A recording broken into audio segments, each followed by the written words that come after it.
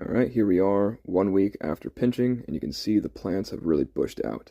So these are all the golden primatales, and you can see they're all basically the same size. And then I have this one here. And this one's a lot smaller than the other ones, but it'll catch up eventually. These grow lights are a little bit more intense than the other ones, so I got some burn on the leaves, but it's pretty much just cosmetic. They'll be fine. So it's at this point that I would start selecting the branches that you actually want to grow out. The purpose of pinching them and not just immediately choosing branches right away is because sometimes the buds might not actually be very strong growers. In this case, we have 6 fairly strong branches, and I'm going to try to select that down to 3 or 4 strong branches. 6 would definitely be the most that you could manage on a small system like this, but I think 4 is even easier, and the results would be a plant that's a little bit more open. I just also want to showcase how beautiful these blood ghost leaves are. Look at the deep purple.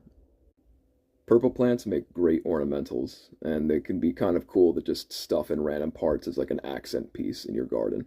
Some of them can have really decent flavor too, but if you're cooking with them, the purple color tends to disappear. So only make fresh salsas if you want to retain the color. So you can see I pinched the top off again, and I have branches that are growing in all opposite directions. You don't want to leave a branch that's growing on top of another branch because it's going to shade it out, and the one underneath is not going to be very productive. You can pretty much apply the same principles as you would for tree growing to these small plant growings as well. Make sure you get a lot of light exposure, make sure the branches are not overlapping or growing into each other, and just make sure that you're pruning for structure first and early. You don't really want to remove a ton of plant material at one time. Something you also want to consider that might be a little bit different from tree pruning is the leaves in relation to the stem size are much larger, and they can actually shade out other branches entirely if you leave them on. So you also have to look out and pinch certain leaves in order to make growth a little bit more efficient as well, like this one right here. So when I pinched this leaf out, this whole branch became exposed to light. It's going to grow a lot more efficiently now.